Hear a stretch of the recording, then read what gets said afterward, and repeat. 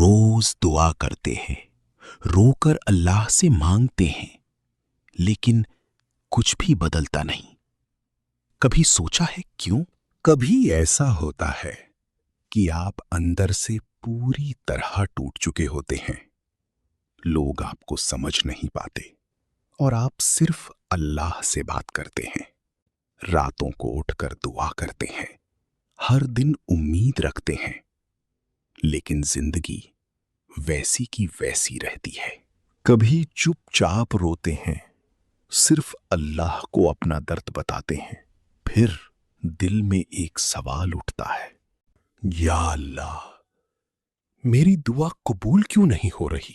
سچ کیا ہے؟ اللہ ہر دعا سنتا ہے، وہ آپ کے بہت قریب ہے۔ مسئلہ یہ نہیں ہے کہ اللہ سن نہیں رہا، مسئلہ یہ ہے کہ ہم سمجھ نہیں پا رہے۔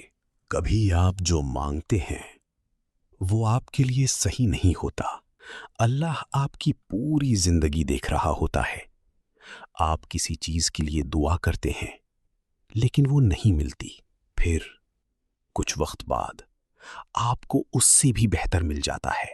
اللہ دعا کو دیر سے پورا کرتا ہے تاکہ آپ اس کے اور قریب آ سکیں، اسے یاد کریں اور اس پر بھروسہ کریں۔